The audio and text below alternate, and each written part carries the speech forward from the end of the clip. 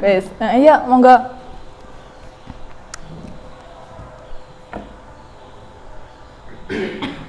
Assalamualaikum warahmatullahi wabarakatuh. Waalaikumsalam warahmatullahi wabarakatuh. Selamat pagi, salam sejahtera untuk kita semua.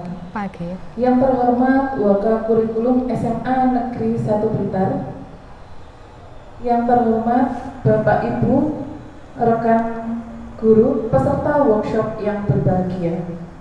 Pertama-tama marilah kita panjatkan puji syukur kehadirat Allah Subhanahu wa taala karena berkat rahmat, taufik dan hidayahnya kita dapat berkumpul di sini dalam kegiatan workshop pengimbasan budaya positif oleh Ibu Ika Fatmasari MPD.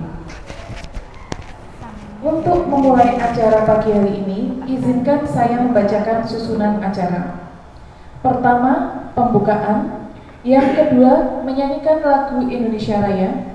Yang ketiga, sambutan oleh Ibu Wakakurikulum sekaligus membuka acara ini. Keempat, pemaparan materi dan tanya jawab oleh Ibu Ika Fatmasari. Yang kelima, refleksi dan acara terakhir penutup. Marilah kita mulai acara hari ini dengan membaca basmalah bersama-sama. Bismillahirrahmanirrahim.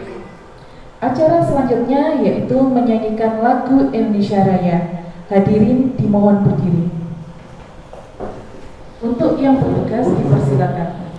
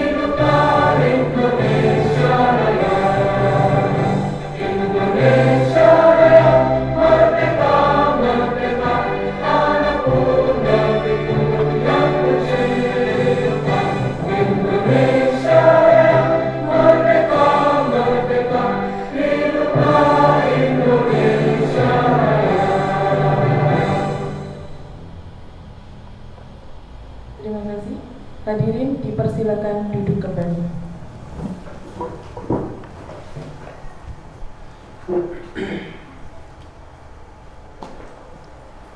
Berikutnya adalah sambutan oleh Ibu Wakakurikulum SMA Negeri 1 Blitar. Kepada Ibu Nia Suciati dipersilakan.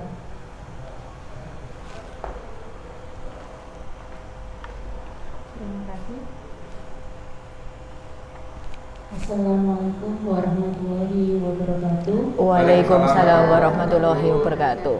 Selamat pagi, salam sejahtera bagi kita semua. Pertama-tama marilah kita panjatkan puji syukur kehadirat Tuhan Yang Maha Esa, di mana atas limpahan berkat rahmat dan hidayahnya sehingga kita bisa hadir pada hari ini dalam acara aksi nyata pengimbasan budaya positif dalam rangka pendidikan guru penggerak yang diikuti oleh Ibu Ika Fatmasari. Selanjutnya yang kedua, sholawat serta salam selalu kita tujukan kepada junjungan kita Nabi Muhammad SAW yang selalu kita nantikan syafaatnya nanti di hari akhir. Baik Bapak Ibu, hari ini sangat berbahagia sekali kita bisa memiliki kesempatan berbagi ilmu bersama dengan Ibu Ika Fatmasari yang sedang mengikuti pendidikan guru penggerak angkatan ke-6 dalam kegiatan aksi nyatanya yaitu pengimbasan budaya positif di SMA Negeri 1 Blitar. Semoga nanti dalam kegiatan ini Ibu Ika bisa memberikan contoh-contoh, memberi motivasi kepada teman-teman guru semuanya, bagaimanakah budaya positif yang harus kita berikan atau yang kita terapkan di sekolah agar pembelajaran berjalan dengan baik, lancar, kemudian anak-anak juga bisa memperoleh kompetensi yang selama ini memang sebagai salah satu tujuan pembelajaran kita. Juga karakter, saya pesankan semoga nanti di budaya positif ini juga ada bagaimana membudayakan karakter kepada anak agar tujuan kurikulum merdeka yaitu profil pelajar Pancasila bisa tercapai. Baik, itu tadi harapan saya untuk kegiatan kita hari ini, dan saya buka dengan bacaan basmalah. Semoga kegiatan hari ini bisa berjalan dengan lancar, membawa manfaat bagi kita semuanya. Bismillahirrahmanirrahim, kegiatan dimulai.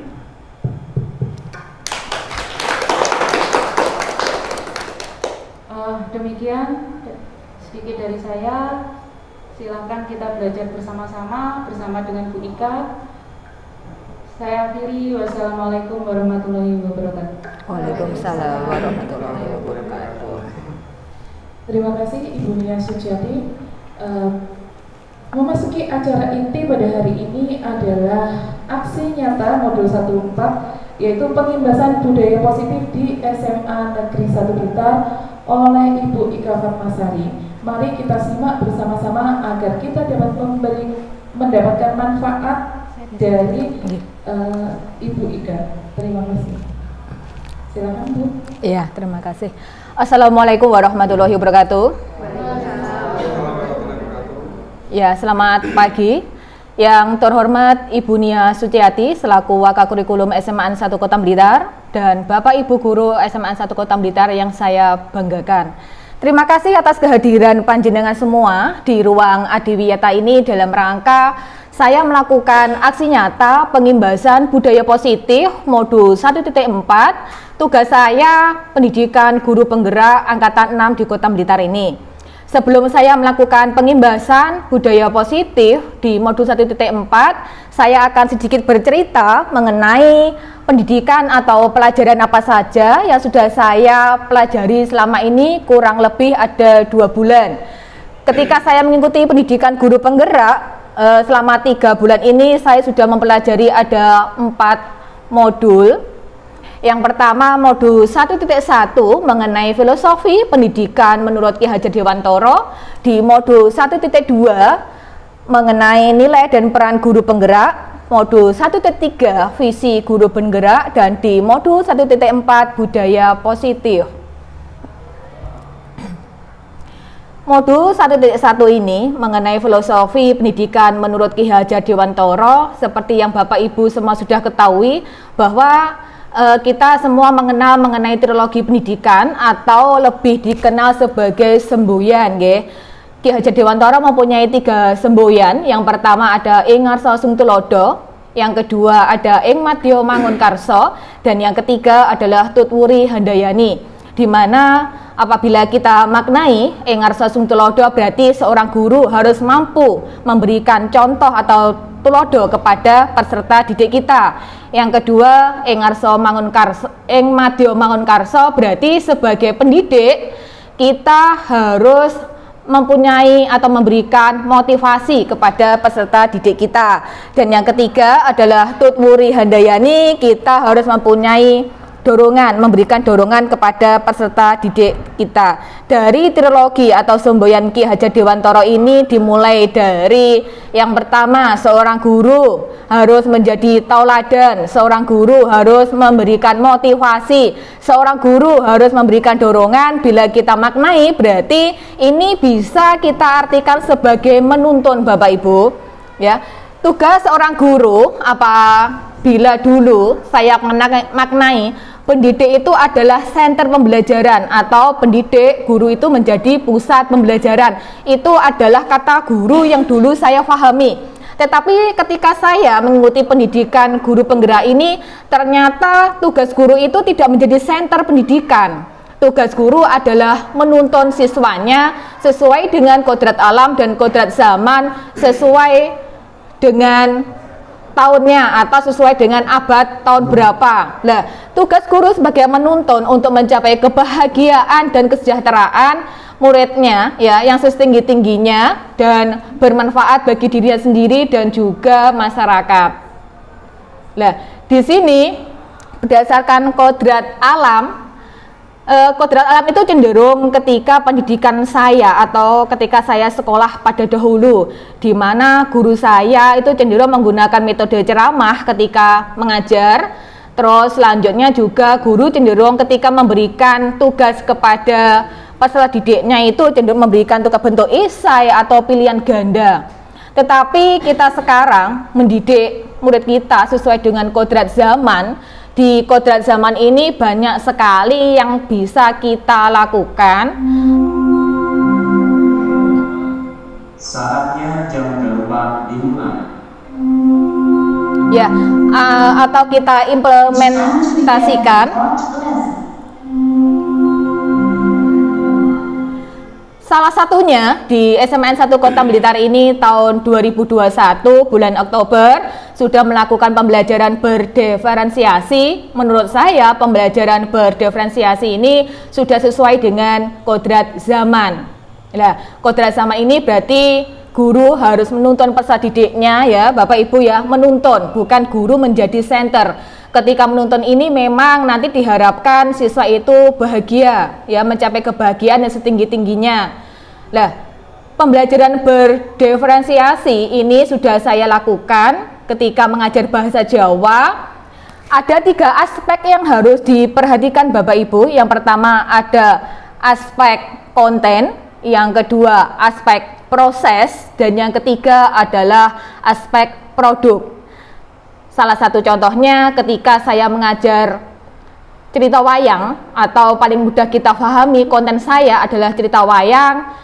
Di situ prosesnya per kelas, khususnya kelas 10 ya, di materi cerita wayang itu saya bagi menjadi 3 kelompok, di mana satu kelas itu ada 32 siswa. 32 siswa ini saya bagi menjadi 3 kelompok.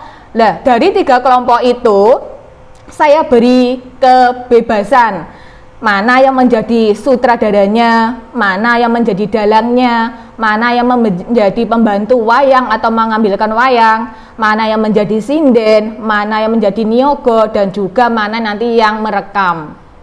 Karena kenapa? Pembelajaran berdiferensiasi ini melayani peserta didik. Siswa kita itu dalam belajar banyak sekali bentuknya. Salah satunya kita sebagai pendidik harus memperhatikan gaya belajar. Yang kedua, kita harus memperhatikan minat, dan yang ketiga kita juga harus memperhatikan profil pelajar peserta didik kita. Siswa kita juga sedikit bercerita ya Bapak Ibu ya, ketika saya mengajar, saya masuk kelas, ketika menemui siswa saya diam, termenung, itu pemikiran saya dulu, berarti siswa saya, menyukai pelajaran saya, berarti siswa saya menghormati saya, kan begitu. Tetapi tidak Bapak Ibu, ketika siswa yang diam ketika saya masuk kelas ini bisa diartikan bahwa mereka takut dengan saya, atau mereka cenderung tidak menyukai pelajaran saya. Jadinya menurut saya pembelajaran berdiferensiasi ini adalah salah satu trik guru untuk melakukan pengajaran di kelas dengan baik. Yang pertama, pembelajaran berdiferensiasi ini juga mengetahui apakah peserta didik kita menyukai cara belajar mendengarkan atau melihat atau kinestik bergerak. Nah, kita ketahui bahwa siswa kita yang aktif di dalam kelas bergerak itu juga salah satu bentuk pembelajaran.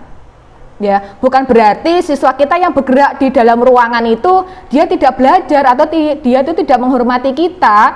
Jadinya siswa yang bergerak itu adalah salah satu bentuk contoh belajar kinestik atau gaya gerak. Gitu nggih Bapak Ibu ya. Di cerita wayang ini saya sudah membuat produknya. Produknya adalah pagelaran wayang yang juga kemarin ditampilkan di acara P5. Begitu nggih Bapak Ibu ya. Nah, saya mempunyai salah satu contoh produk cerita wayang, bisa kita cermati bersama nggih Bapak Ibu ya, saya tampilkan.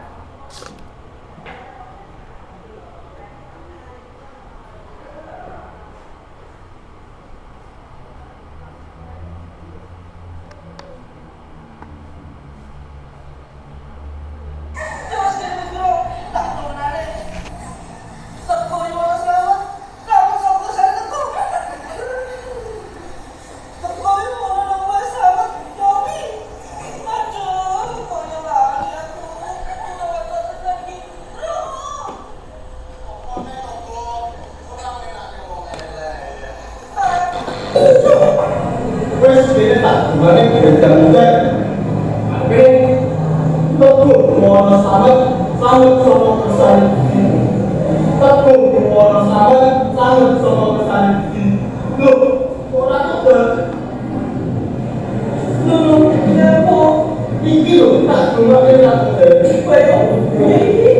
Nek wis kene dadi tak coba nang Mas Bro.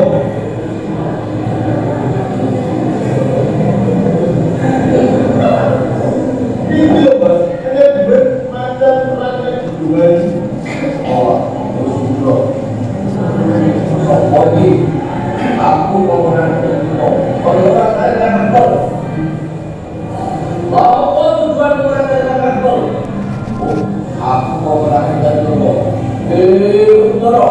Baik boy pasal sedih. Ayo ibu. Tantang boy. Wahai darahmu. Apa yang sama putih? Romo suruhan betul. Aku mau.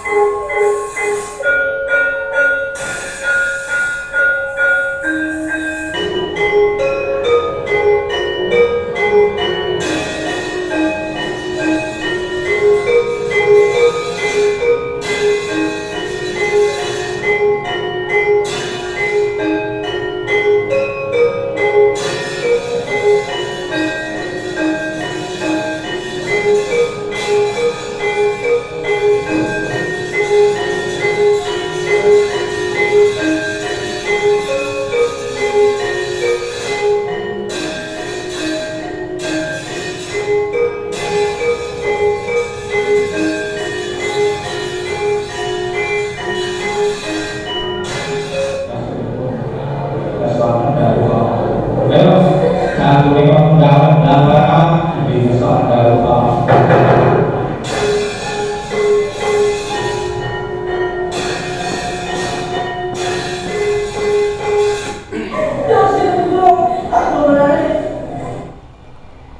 Ya, itu tadi adalah salah satu contoh pembelajaran berdiferensiasi materi bahasa Jawa cerita wayang ya.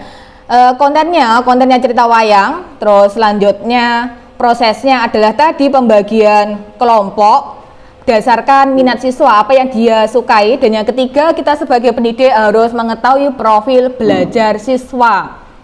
Begitu nggih Bapak Ibu ya. Selain itu sesuai dengan semboyan Ki Hajat Dewantara ing Madya Mangunkarsa, saya sebagai pendidik juga memberikan motivasi kepada teman-teman semua. Ayo kita semua mengikuti pendidikan guru penggerak, kita bergerak bersama-sama ya teman-teman. Saya juga mengucapkan terima kasih atau selamat karena Pak Andi, Budina, Bulu Ulul juga sudah mau mengikuti pendidikan guru penggerak di angkatan 8, 9, dan 10. Begitu nggih Pak Andi ya.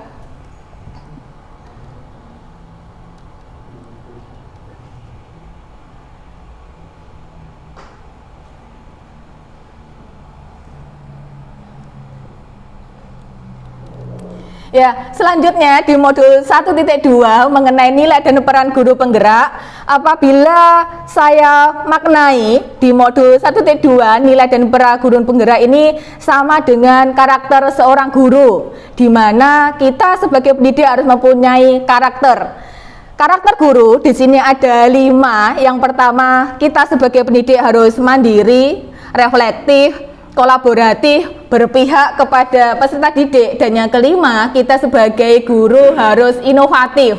Apabila kita maknai bersama ya, mandiri, kita sebagai guru berarti tidak boleh tergantung pada orang lain. Kita bisa menyelesaikan tugas-tugas kita dengan baik. Salah satunya apabila akhir pas, berarti kita bisa mengupload nilai di e-raport. Salah satunya yang paling mudah itu nggih Bapak Ibu ya.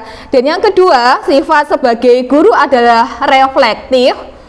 Reflektif di sini kita sebagai guru harus mampu melakukan refleksi terhadap peserta didik, atau ketika kita mengajar kita harus jangan sampai lupa Bapak Ibu, kita harus memberikan refleksi ya Bapak Ibu ya. Selanjutnya mengevaluasi kelebihan dan kekurangan dalam mengajar, meminta umpan balik dari guru sejawat maupun dari peserta didik kita. Dan yang ketiga adalah kolaboratif. Kolaboratif di sini kita sebagai pendidik mampu bekerja sama dengan siapa saja dan kapan saja. Dan yang ketiga, kita sebagai pendidik ya harus berpihak kepada murid kita. Segala daya dan upaya yang kita lakukan adalah untuk kepentingan dan kemajuan murid. Maksudnya berpihak kepada murid ini tidak cenderung seorang guru itu mengiyakan apapun yang mau atau yang diinginkan peserta didik kita Bapak Ibu, tetapi kita sebagai pendidik harus mampu menuntut untuk mencapai kebahagiaan peserta didik kita yang setinggi-tingginya, baik ketika di sekolah maupun di masyarakat. Begitu ya, berdasarkan kodrat alam dan kodrat zamannya. Dan yang kelima adalah inovatif. Kita sebagai guru harus mampu atau mempunyai ide-ide baru dan merelaksasikan dalam pembelajaran kita sehari-hari. Karakter seorang guru atau nilai dan peran guru penggerak di sini selanjutnya adalah kita mengimplementasikan profil pelajar Pancasila, di mana kita ketahui bahwa profil pelajar Pancasila terdiri dari 6 aspek. Aspek yang pertama adalah beriman, bertakwa kepada Tuhan Yang Maha Esa, dan berakhlak mulia. Yang kedua, mandiri. Yang ketiga, bergotong royong. Yang keempat, berkebinekaan tunggal. Dan yang kelima, bernalar kritis. Yang terakhir adalah kreatif. Langkah-langkah dalam mewujudkan profil pelajar Pancasila. Yang pertama, kita sebagai pendidik menghimbau peserta didik supaya konsisten dengan setiap harinya melakukan doa sesuai agamanya masing-masing sebelum memulai kegiatan. Yang kedua, menuntun peserta didik sesuai dengan kodratnya. Yang ketiga, memberikan tugas kelompok supaya mereka mampu bergotong royong. Yang keempat, menyamaratakan peserta didik. Kita tidak boleh melakukan diskriminasi nggih Bapak Ibu ya, dan mengajarkan pentingnya sebuah arti toleransi kepada mereka. Dan yang kelima, memberikan kesempatan peserta didik berkreasi sesuai dengan bakat, minat, dan keinginan mereka. Selanjutnya, dari pendidikan guru penggerak di modul 1.3 yang sudah saya pelajari adalah visi guru penggerak. Visi guru penggerak di sini adalah gambaran peserta didik kita di masa depan, di mana peserta didik yang mencerminkan profil pelajar Pancasila dengan menerapkan pendekatan inquiry apresiatif atau IA, kita bisa mewujudkan visi yang berpihak pada peserta didik kita berbasis kekuatan yang telah ada, yaitu hal positif, kekuatan sekolah, dan kodrat peserta didik itu sendiri, dengan mengedepankan kolaborasi melalui tahapan Bagja untuk mencapai prakarsa-prakarsa perubahan. Bagja di sini adalah sebuah akronim, B-nya adalah buat pertanyaan, A-nya ambil pelajaran, G-nya adalah gali mimpi, J-nya adalah jabarkan rencana, dan A-nya adalah atur eksekusi, di mana saya sudah mencoba membuat tahapan Bagja pelajaran bahasa Jawa. Tahapan Bagja yang pertama adalah buat pernyataan utama. Di sini saya sudah membuat satu pertanyaan, apa yang harus saya lakukan untuk mewujudkan pembelajaran bahasa Jawa yang menyenangkan? Dari pertanyaan ini saya melakukan tindakan atau penyelidikan. Yang pertama, mencari informasi dari berbagai sumber mengenai pembelajaran bahasa Jawa yang menyenangkan. Yang kedua, membuat kuesioner mengenai pembelajaran bahasa Jawa. Selanjutnya, saya berikan kepada peserta didik saya. Dan yang ketiga, saya berkolaborasi dengan teman sejawat, guru lain, dan MGMP mengenai pembelajaran bahasa Jawa yang menyenangkan. Tahapan Bagja yang kedua adalah ambil pelajaran. Pertanyaan saya yang pertama, tindakan apa yang dilakukan untuk mewujudkan pembelajaran bahasa Jawa yang menyenangkan? Yang kedua, situasi apa yang mendukung pembelajaran bahasa Jawa yang menyenangkan? Tindakan yang saya lakukan, yang pertama, mencari sekolah atau pakar pendidikan yang sudah berhasil memberikan pembelajaran bahasa Jawa yang menyenangkan. Dan yang kedua, mencari referensi dari berbagai sumber mengenai pembelajaran bahasa Jawa yang menyenangkan dan disukai oleh peserta didik saya.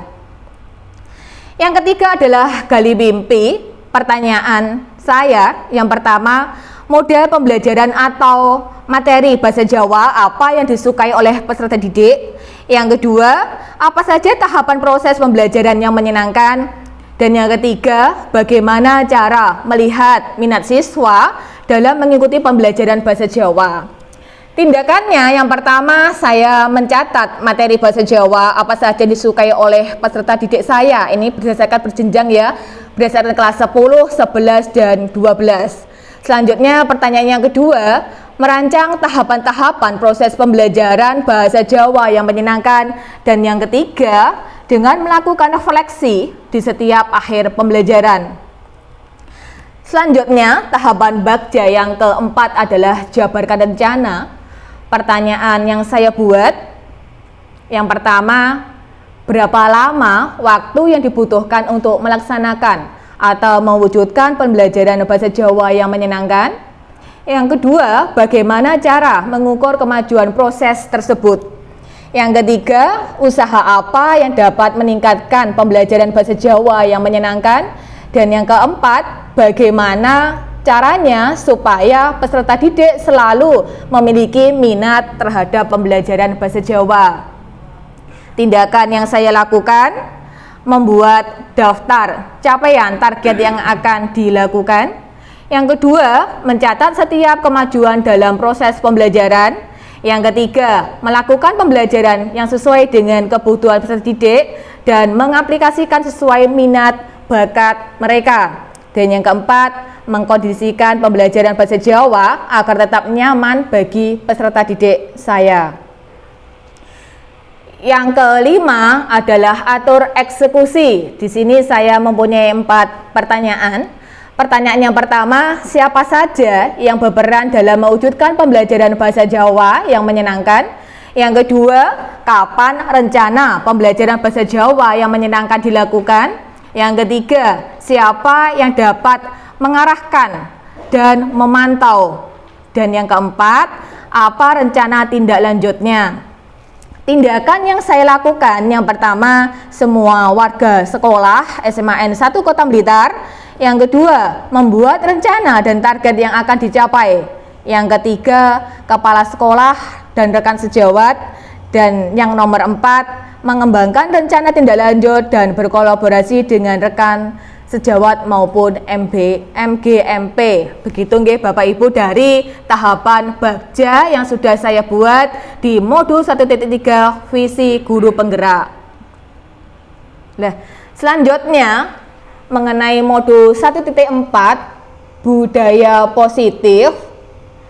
Di sini saya sebagai pendidik menerapkan tahapan Bagja tadi di depan, dimulai dari Bagja akronim dari buat pertanyaan, A-nya ambil pelajaran, G-nya gali mimpi, J-nya jabarkan rencana, A-nya atur eksekusi, maka akan muncul pembiasaan-pembiasaan positif sehingga menjadi karakter positif dan akan tercipta budaya yang positif.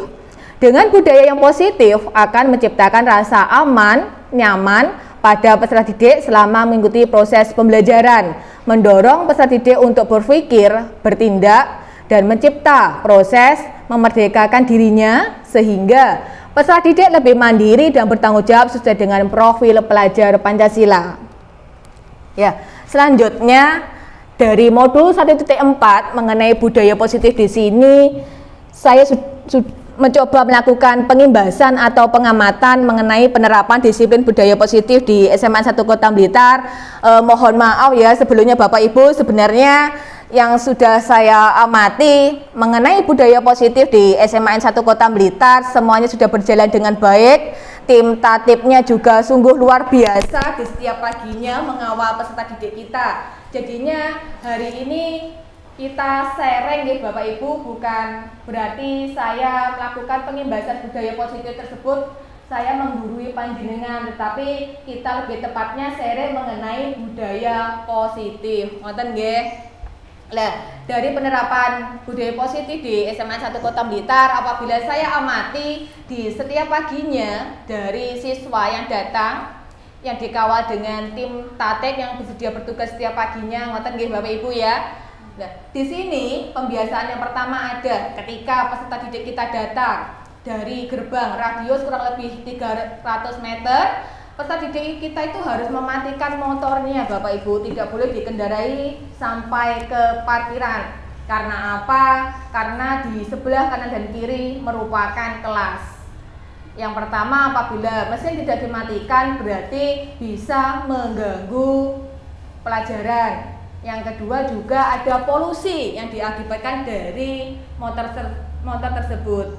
Jadinya tim tatip SMA 1 Kota Blitar sudah memberikan solusi bagaimana nanti biar motor yang dikendarai para siswa itu tidak menimbulkan bising maupun polusi di kelas yang menuju arah ke parkiran tersebut. Selanjutnya, sesudah itu di jam pertama peserta didik SMA 1 Kota Blitar juga secara rutin masuk ke kelas 5 menit sebelum bel nggih Bapak Ibu ya. Yang selanjutnya melakukan kegiatan Indonesia Raya bersama guru dengan peserta didik. Yang kedua selanjutnya dilanjutkan dengan membaca atau menirukan Pancasila. Yang ketiga selanjutnya adalah mengucapkan janji murid, dan yang terakhir adalah berdoa bersama yang dibimbing oleh Bapak Ibu guru di jam pertama tersebut. Itu selesai jam 7. Dari jam 7 sampai jam 7.20 kegiatan budaya positif yang sudah dilakukan di SMA N1 Kota Blitar adalah literasi, nggih Bapak Ibu ya. Literasi di sini ketika hari Senin sampai hari Kamis peserta didik SMA Kota Blitar boleh mereka literasi mau membaca novel maupun pelajaran. Karena di setiap kelas SMA 1 Kota Blitar ada pojok bacanya. Ya, di pojok baca itu sudah dilengkapi dengan bacaan atau karya siswa dari tugas tulis Indonesia atau dari bahasa Jawa yang bisa mereka baca ketika kegiatan literasi setiap hari Senin dan sampai Kamis. Selanjutnya di hari Jumat, setiap hari Jumat pagi, ketika di hari Senin sampai Kamis kegiatan literasi anak-anak adalah membaca bacaan umum, di setiap hari Jumat jam 7 sampai jam 7.20 kegiatan anak-anak untuk mengaji bersama yang beragama Islam dipimpin dari salah satu anggota takmir dari ruang guru, dan speakernya itu bisa terdengar dari semua kelas nggih Bapak Ibu ya. Selain itu untuk anak yang beragama Islam setiap hari Jumat siang yang cowok adalah sholat Jumat bersama dipimpin oleh guru agamanya, dan yang putri ada kegiatan keputrian yang dipimpin oleh ibu guru agama Islam. Untuk yang beragama non-Is, peserta didik SMA N1 Kota Blitar setiap hari Jumat dipimpin oleh Bapak Ibu guru yang beragama non-Is adalah berdoa bersama di RKB. Begitu adalah salah satu atau beberapa contoh yang saya paparkan, yang sudah saya amati disiplin budaya positif yang berjalan di SMA N1 Kota Blitar. Mungkin ada Bapak Ibu yang menambahi mengenai budaya positif apa saja yang di SMA 1 Kota Blitar yang sudah Bapak Ibu lakukan?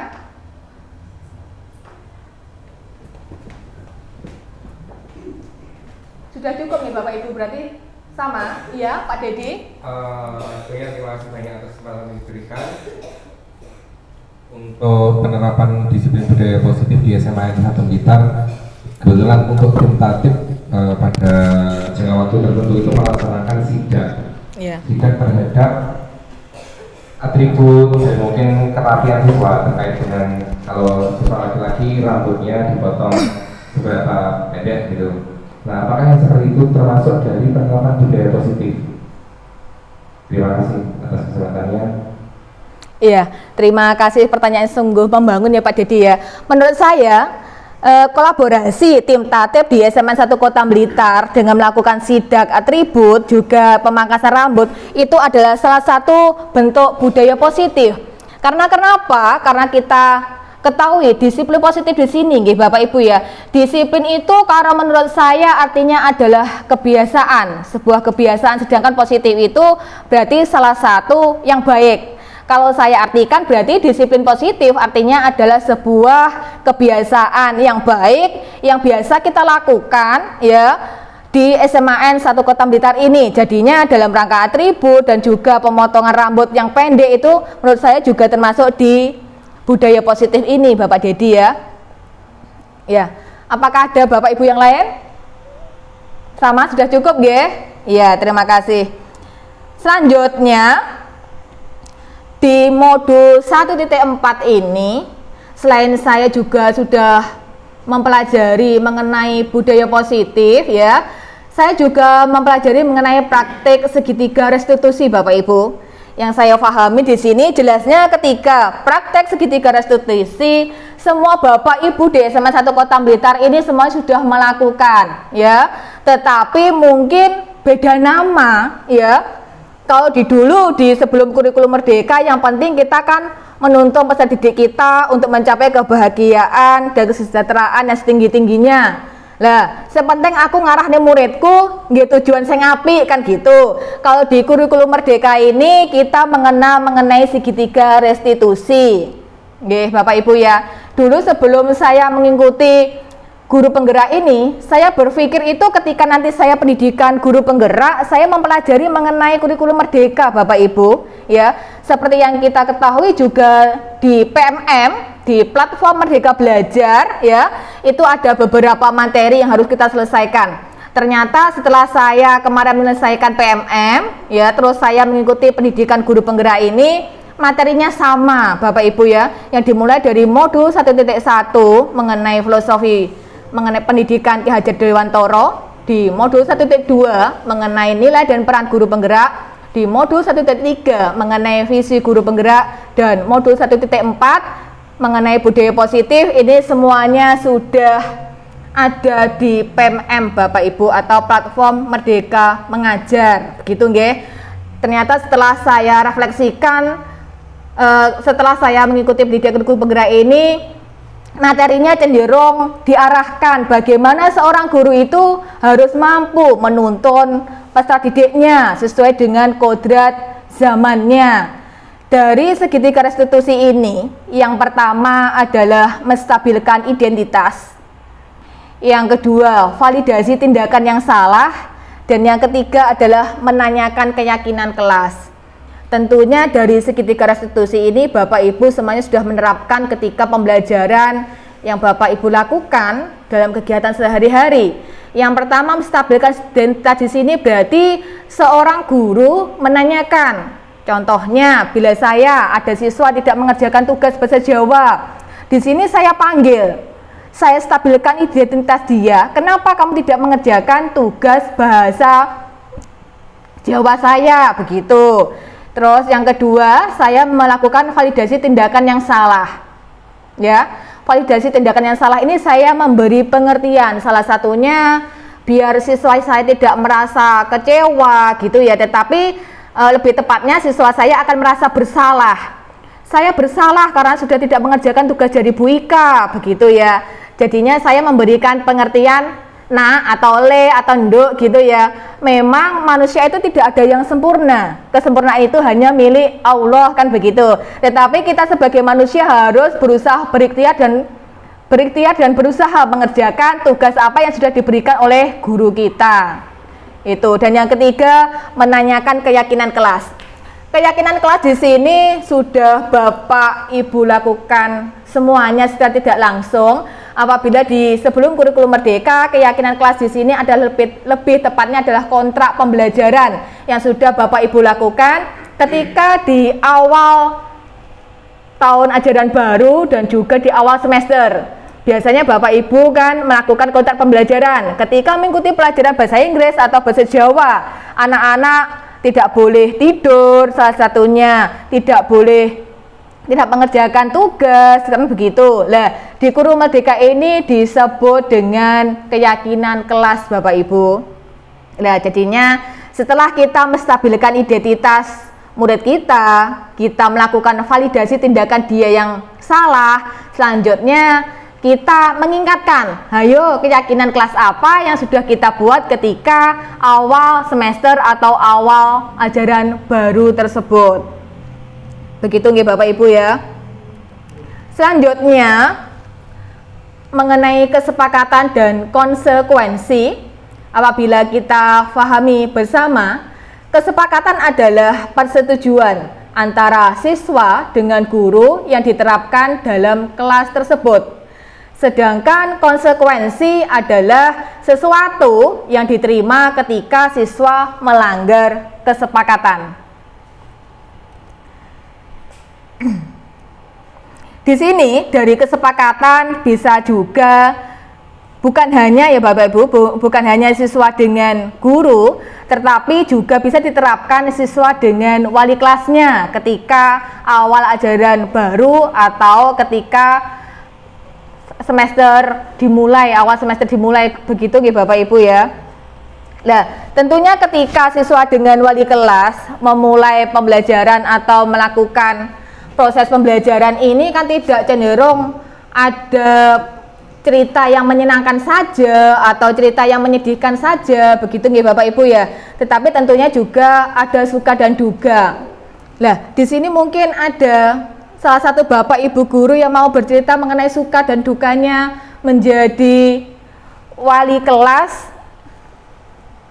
Oh ya, Bu Christine mau bercerita ya. Bu Christine ini adalah guru SMA 1 Kota Blitar yang aktif, kreatif, dan inovatif ya. Sudah beberapa tahun selalu menjadi wali kelas. Ya, Bu Christine, monggo bercerita mengenai suka dan duka menjadi wali kelas di SMA 1 Kota Blitar. Oke, terima kasih Bu Ika. Pertama-tama terima kasih ya Bapak Ibu. Mohon maaf saya di sini sekaligus membawa acara. Nanti mungkin jadi moderator tanya jawab juga. Sekarang mau bercerita mengenai suka duka jadi wali kelas. Wali kelas, iya betul. Double ya Bu Christine ya. Tapi kan kalau wali kelas ini memang setiap guru itu yang sudah senior, sudah lama di sini, itu biasanya sudah pernah menjadi wali kelas. Saya masuk sini tahun 2015, Januari 2015. Nah, mulai menjadi wali kelas itu pada tahun ajaran baru di 2015.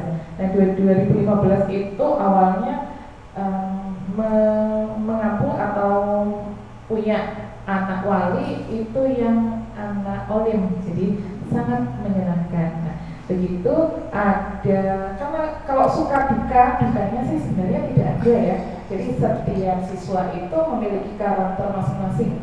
Apalagi kalau anak IPS. Nah, kalau anak IPS itu karakternya lebih beragam daripada anak IPA. Kalau anak IPA mungkin ada yang hanya berbeda itu adalah cara belajarnya. Nah, cara belajarnya ada yang auditori, ada yang visual, ada yang audiovisual gitu.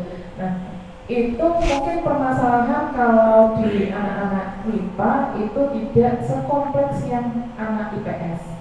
Kalau anak IPS itu mereka masuk IPS itu ada yang mereka merasa bahwa aku ini anak buangan gitu, nggak diterima di kelas IPA. Tapi pada saat itu di awal saya sudah memberikan motivasi kepada siswa gitu ya, karena anak IPS itu sebenarnya memiliki kepandaian yang berbeda memang dengan anak-anak IPA. Kalau di IPS dia lebih banyak menghafal, lalu jiwa sosialnya tinggi. Nah, itu jadi memotivasi. Jadi kalau di awal kita sudah memotivasi siswa, maka dia tidak akan tertekan, tidak akan merasa rendah diri. Nah, yang wajib adalah rendah hati ya, rendah diri. Kalau anak-anak sudah percaya diri, maka mungkin yang muncul hanya 1-2 permasalahan di siswa tersebut, di kelas tersebut. Jadi kalau sukanya banyak sekali sukanya, kalau dukanya itu tidak ada ya, kalau duka. Nah, mungkin ada 1-2 anak 1-2 kali bolos gitu. Mungkin Bapak Ibu guru lain kalau ada yang duka, mungkin kalau kita ya sebagai guru nggak ada dukanya. Oh, tidak ada ya. Siswa itu nggak pernah berduka gitu ya. Mungkin kadang pas capek. Gitu. Oh iya. Iya. Baca kan ada tambahan mungkin Bapak Ibu guru. Iya, terima kasih, luar biasa sekali ya Bu Christine ya. Kita beri aplaus ya, Bu Christine luar biasa. Sungguh pengalamannya yang banyak Bu Christine ya. Bu Christine juga salah satu guru SMA 1 Kota Blitar yang sedang menempuh gelar magisternya di Malang ya Bu Christine ya. Ya, semangat dan sukses ya. Mungkin ada lagi Bapak Ibu yang mau menceritakan mengenai suka dan duka menjadi wali kelas, atau ketika kita wali kelas itu dituntut kita sebagai guru harus mampu melakukan kolaborasi dengan peserta didik, kolaborasi dengan orang tua wali. Ngoten nggih Bapak Ibu ya. Di SMA 1 Kota Blitar juga ada P5. P5 ini juga proses kolaborasi seorang pendidik dengan teman sejawat, kolaborasi peserta didik dengan teman P5-nya gitu ya. Terus di P5 ini juga kolaborasi seorang pendidik dengan peserta didiknya itu sendiri, dan juga nanti di luar itu seorang wali kelas ketika melakukan P5 juga mencari tempat mana yang mau diparani, bahasa Jawanya dikunjungi begitu ya. Nanti mau meneliti apa atau mengembangkan apa. Lah, dari sini apakah ada kisah suka dan duka Bapak Ibu menjadi pendamping P5 atau mungkin suka dan duka dari pengalaman Bapak Ibu lainnya ketika menjadi wali kelas. Kalau Bu Christine tadi cenderung bahagia semua ya Bu Christine ya, luar biasa. Berarti peserta didik SMA 1 Kota Blitar itu sudah anak yang memiliki aspek sesuai dengan profil pelajar Pancasila. Iya, karena siswanya itu memiliki karakter yang unggul. Iya, sesuai dengan apa itu visi dan misi SMA 1 Kota Blitar. Seorang peserta didik harus mampu berkembang sesuai dengan ABAD 21, mengembangkan learn, unlearn dan relearn sesuai dengan perkembangan kurikulum. Anak SMA 1 Kota Blitar memang luar biasa. Selain anaknya cakap, literat, berkarakter, berkolaborasi ya, peserta didik SMA 1 Kota Blitar juga berhasil berkolaborasi dengan wali kelasnya, sehingga wali kelas yang mendampingi mereka kurang lebih ada 2 semester selalu merasa bahagia. Makanya Bu Christine itu juga awet muda, karena peserta didiknya juga tidak pernah merepotkan Bu Christine ya. Iya, merasa bahagia selalu, tidak pernah merasa bersedih, begitu ya Bu Christine ya. Hebat, luar biasa sekali. Ya, mungkin ada tambahan dari Bapak Ibu yang mau menceritakan keluh kesahnya menjadi wali kelas atau mendamping P5?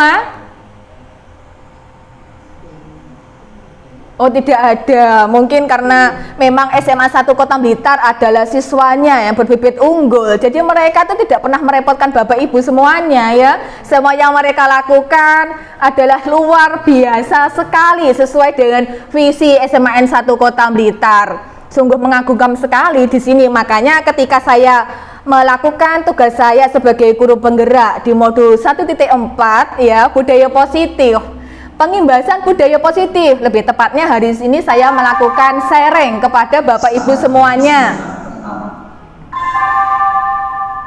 It's time to have first break. Ya, begitu nggih Bapak Ibu, saya lanjutkan. Yang selanjutnya mengenai hukuman dan konsekuensi. Apa sih hukuman dan selanjutnya apa konsekuensi? Hukuman di sini adalah sesuatu yang kita berikan kepada siswa karena dia melakukan pelanggaran dan bersifat memberikan efek jera. Tanda merahnya di sini berarti kita memberikan hukuman dan siswa tersebut mempunyai efek jera atau trauma yang mendalam. Mungkin efek jera ini tidak mereka rasakan ketika di bangku kelas 10, 11 atau 12 saja, tetapi efek jera ini nanti dibawa mereka sampai tua nanti.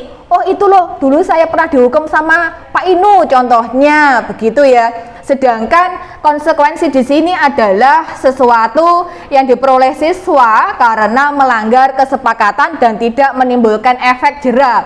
Jadinya kalau hukuman itu adalah menimbulkan efek jera kepada peserta didik kita, sedangkan konsekuensi ini tidak menimbulkan efek jera. Konsekuensi di sini berarti tadi di depan berdasarkan segitiga restitusi. Yang ketiga adalah seorang guru ketika mengawali pembelajaran, ketika awal tahun pelajaran baru atau awal semester melakukan keyakinan kelas. Di sini ketika ada peserta didik kita yang salah, kita tidak boleh langsung, kamu tidak mengerjakan tugas bahasa Jawa, kamu push up 15 kali. Begitu berarti tidak boleh Bapak Ibu ya di kurikulum merdeka. Berarti kita harus mengingatkan keyakinan kelas apa yang sudah kita buat, begitu. Jadinya nanti ketika mereka berbuat salah, kita mengingatkan konsekuensi kepada peserta didik kita. Ya, kurang lebih itu mengenai budaya positif ya Bapak Ibu yang sudah saya paparkan dalam rangka tugas saya aksi nyata modul 1.4 sebagai guru penggerak angkatan 6 Kota Blitar. Mungkin yang di depan tadi mengenai pembelajaran berdiferensiasi. Kalau cerita wayang mungkin Bapak Ibu karena di sini guru bahasa Jawanya cuma saya, Bu Safi, Pak Imam. Yang lainnya mungkin guru bahasanya ada bahasa Inggris gitu ya, ada agama, bahasa Indonesia, matematika, ekonomi. Mungkin kalau saya tampilkan tadi mengenai cerita wayang, bahasanya aduh Bu Ika pagi-pagi kok sudah menampilkan wayang sih, apa itu artinya, begitu ya. Selain saya melakukan berdiferensiasi mengenai cerita wayang di pelajaran bahasa Jawa, saya juga sudah melakukan berdiferensiasi di konten tradisi Jawa, ya. Di tradisi Jawa ini, kalau tadi cerita wayang saya bagi menjadi 3 kelompok per kelas. Di pembelajaran saya tradisi Jawa ini prosesnya per kelas saya bagi menjadi 1 kelompok saja. Karena tradisi Jawa di sini saya bagi menjadi 7 tema per kelas. Yang pertama ada tema mengenai sisetan, mantenan, tingkepan, tedak siten, terus ruatan. Yang keenam adalah ada yang kupatan, ada yang baritan, begitu ya Bapak Ibu ya. Dan yang ketujuh adalah materinya sedo. Di sini adalah proses berdiferensiasi, karena saya menyadari peserta didik saya itu tidak cenderung suka mendengarkan saja Bapak Ibu, tidak suka melihat saja berarti, dan juga peserta didik saya ada suka bergerak. Jadinya di sini saya berikan mereka pilihan biar bisa kontras atau balance di pembelajaran bahasa Jawa. Dan yang ketiga, produk apa yang mau mereka buat dari konten tradisi Jawa ini adalah salah satu contoh ya di bahasa Jawa. Saya tayangkan ke Bapak Ibu ya.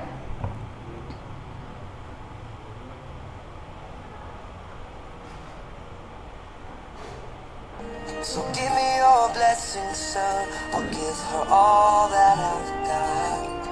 It doesn't look like much, but it sure feels like a lot. Let her take my heart, take my hand. Take my heart, take my hand. Take my heart, take my hand again and again. Right where we stand.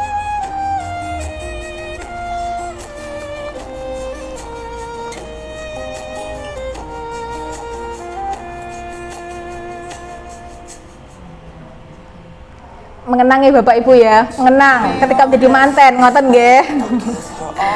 Ya, itulah salah satu dari konten tradisi Jawa, produknya adalah mantenan. Ternyata setelah saya beli produk atau proses dengan berdiferensiasi ini, anak-anak sangat antusias sekali, karena masa SMA adalah masa peralihan dari anak-anak yang pra-remaja menjadi remaja dan menuju dewasa. Jadinya cenderung mereka pasti memilih, Bu saya mantenan saja Bu, gitu. Ketika mantenan ini saya juga tidak memaksakan siapa yang akan menjadi mantennya, siapa menjadi ibunya, siapa yang menjadi bapaknya, siapa yang menjadi penerima tamu, siapa yang menjadi cucuk lampah, begitu ya, siapa yang nanti video, doa dan sebagainya, atau pengisi acara. Anak-anak itu sudah antusias sekali memilih. Jadinya menurut saya yang dilakukan workshop di SMA 1 Kota Blitar ketika tahun 2021 bulan Oktober mengenai pembelajaran berdiferensiasi ini sangat luar biasa sekali,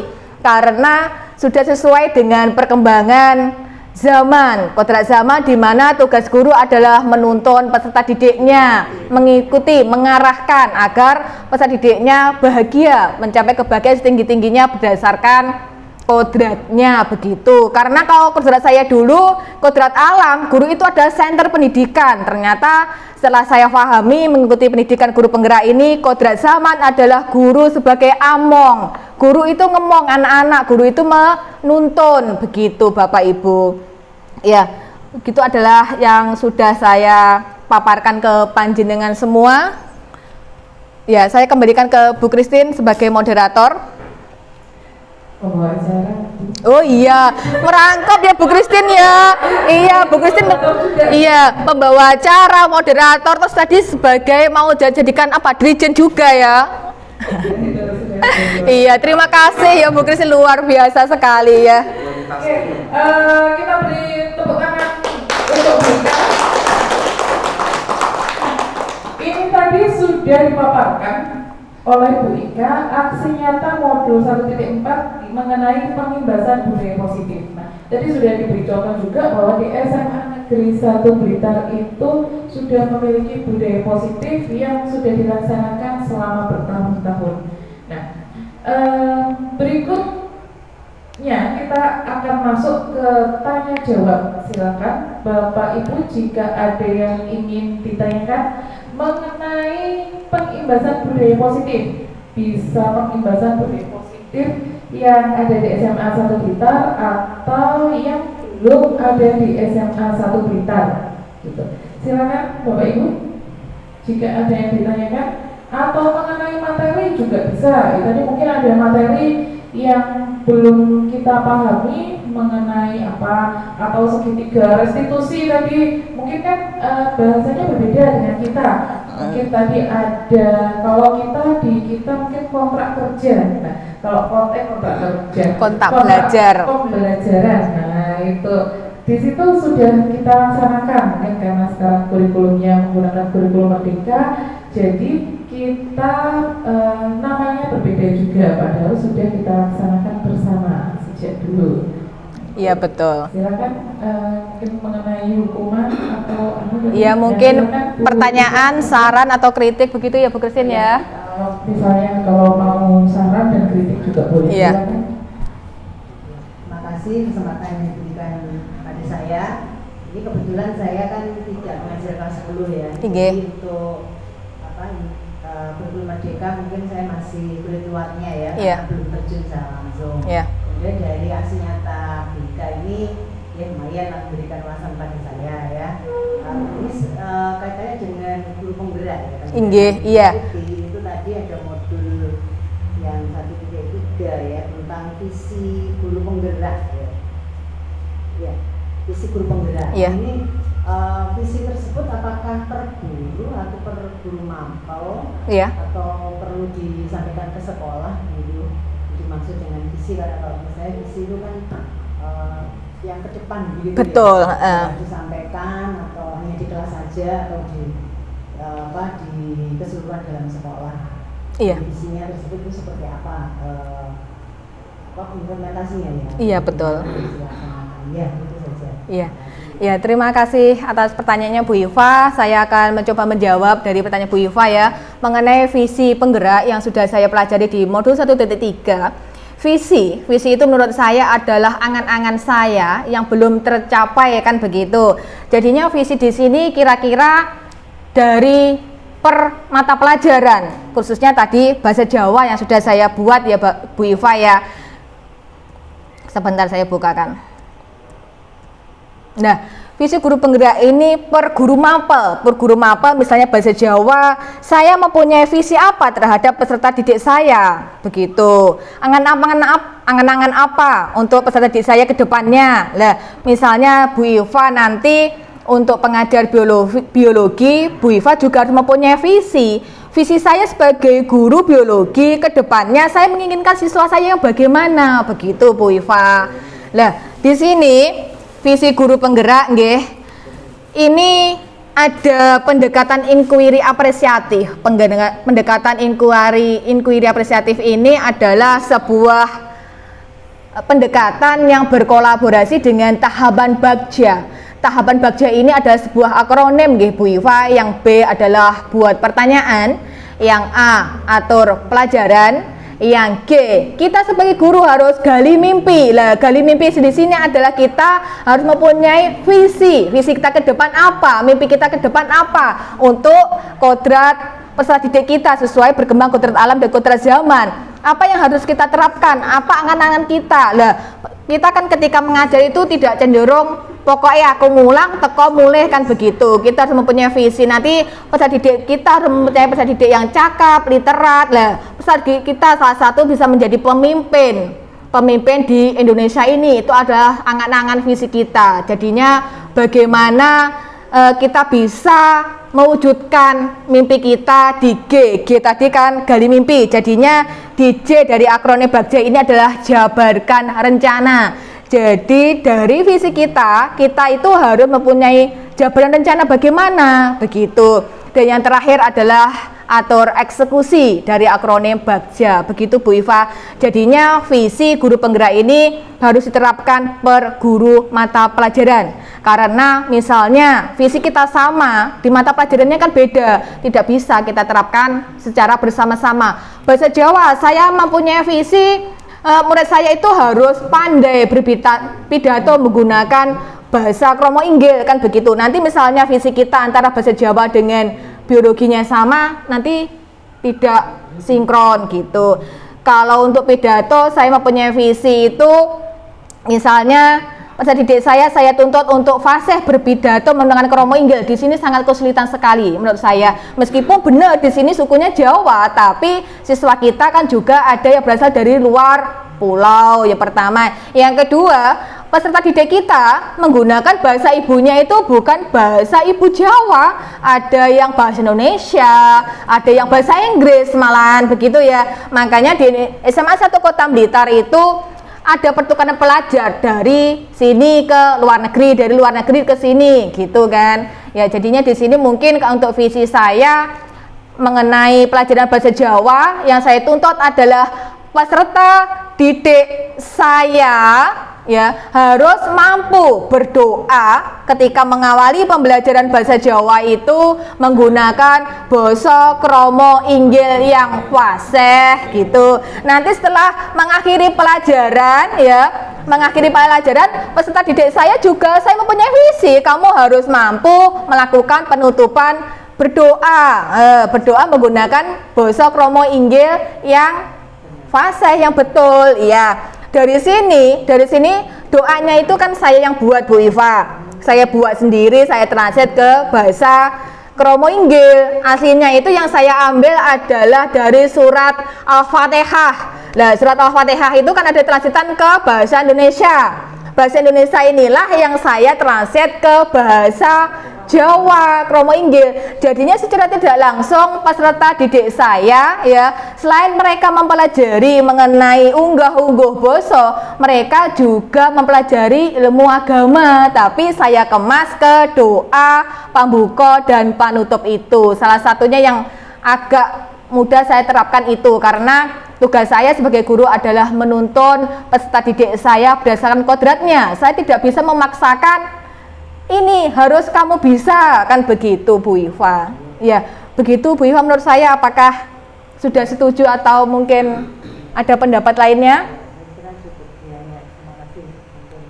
Oke, terima kasih. Iya. Dari pertanyaan Bu Iva juga memberikan satu ketukan di hati ya. Oh iya sih, visinya itu apakah visinya untuk satu mapel atau untuk semua mapel. Nah, tadi sudah dijawab juga oleh Bu Ika mengenai visi dari guru penggerak. Ya. Silakan, apa ada yang mau ditanyakan lagi, Bapak Ibu? Oh iya, iya. Terima kasih sebelumnya atas kesempatan yang telah diberikan. Sebelumnya tadi sudah disinggung oleh Bu Kristi juga, kemudian kita sudah menjelaskan ini berkaitan dengan segitiga restitusi. Iya. Nah, untuk poin 1, 2 itu saya sudah paham. Untuk yang ketiga, menanyakan keyakinan kelas atau biasanya kontrak pembelajaran yang dilakukan sebelum KBM berlangsung. Iya. Nah, di sini yang selama ini sudah saya lakukan itu adalah membuat kesepakatan kelas, berupa bagaimana nanti misal mengumpulkan tugas harus seperti ini, mengikuti pelajaran saya seperti ini, seperti itu saja. Nah, setelah Bu Ika menjelaskan panjang lebar, saya jadi tahu bahwa kemudian ada kekurangan yang saya lakukan, yaitu istilah hukuman dan konsekuensi. Betul. Nah, di sini yang akan saya tanyakan untuk keyakinan kelas yang benar itu menggunakan hukuman atau konsekuensi. Betul, ya. Terima kasih. Ya, terima kasih sekali ya. Suatu pertanyaan yang sangat luar biasa dari Bu Safirila. Bu Safirila adalah teman sejawat saya ketika mengajar di SMA 1 Kota Blitar, nih Bapak Ibu ya. Di sini pertanyaannya menanyakan mengenai keyakinan kelas, nih Bu Safirila ya. Ya, praktek segitiga restitusi ini sebenarnya kan Bapak Ibu sudah menerapkan semuanya nggih ketika pembelajaran, tetapi karena kita sekarang adalah kurikulumnya Merdeka, jadinya beda nama begitu.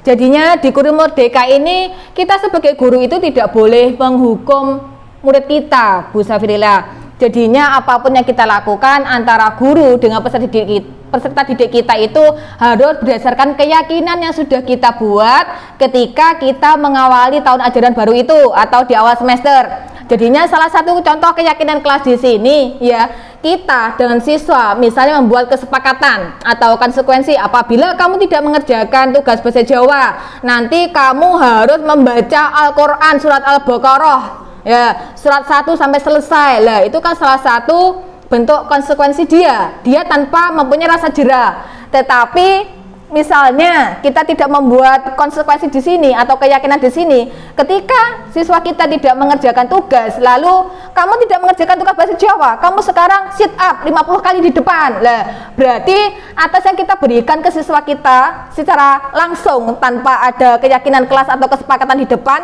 itu namanya adalah hukuman. Dan hukuman itu nanti akan menimbulkan efek jera kepada peserta didik kita. Sedangkan konsekuensi itu kita tanpa menimbulkan efek jera kepada mereka, tetapi lebih tepatnya kita sebagai pendidik membuat peserta didik kita merasa bersalah. Karena kenapa? Karena konsekuensi atau keyakinan kelas ini sudah kita pasang di dinding kelas, begitu ya. Aku nggak garap tugas bahasa Jawa, berarti aku harus mengaji surat Al-Baqarah 1 sampai selesai, begitu kan? Berarti kan sudah ada kontrak atau sudah ada kesepakatan di antara kita. Apabila kamu tidak mengerjakan tugas, kamu harus melakukan ini. Berarti kan siswa kita yang merasa bersalah, saya merasa malu, saya tidak mengerjakan tugasnya dari Bu Safirilla, begitu. Jadinya di Guru Merdeka ini kita pendidik dengan peserta didik kita harus menerapkan konsekuensi. Konsekuensi di sini bila kita maknai hampir sama dengan hukuman, bedanya hukuman itu nanti menimbulkan efek jera, konsekuensi tidak. Konsekuensi itu sudah kita lakukan kesepakatan di awal. Apa kesalahannya dia buat sudah ada, sudah kita pajang. Lah, tugas guru di sini adalah menuntun, mengingatkan. Lah, keyakinan kelas apa yang sudah kita buat. Jangan serta-merta melakukan hukuman begitu saja, begitu. Ya. Bagaimana Bu Safirilla? Iya. Oke, ini tadi sudah dijawab oleh Bu Ika mengenai hukuman dan konsekuensi. Nah, jadi karena kurikulumnya baru, kurikulum Merdeka, jadi ada banyak istilah yang diperbarui atau istilah-istilah baru memang baru ada. Oke, sudah ini Bapak Ibu yang tanya jawabnya mungkin cukup sekian. Mungkin ada refleksi dari Bu Ika mengenai workshop kali ini, silakan. Iya. Terima kasih ya. Terima kasih yang sebenarnya saya ucapkan kepada Bapak Ibu Guru SMA 1 Kota Blitar yang berkenan hadir menghadiri pengimbasan budaya positif modul 1.4 dalam rangka tugas saya sebagai guru penggerak angkatan 6 Kota Blitar. Di sini saya mempunyai refleksi. Mari Bapak Ibu kita semuanya mempunyai rasa tergerak, bergerakkan dan bergerak bersama, tergerak begitu nggih, tergerak. Terus habis itu setelah kita tergerak berarti kita bergerak dan menggerakkan. Itu adalah konsep dalam saya melakukan pengimbasan ini. Begitu ya, untuk mencapai pendidikan Indonesia yang tumbuh, maju dan berkembang. Begitu nggih Bapak Ibu ya. Nggih, mungkin begitu Bu Christine. Oke, ini tadi refleksi yang sangat bagus sekali dari Ibu Ika. Nah, semoga apa yang disampaikan oleh Ibu Ika ini nanti dapat kita aplikasikan dalam kehidupan kita dalam belajar atau mengajar di kehidupan sehari-hari.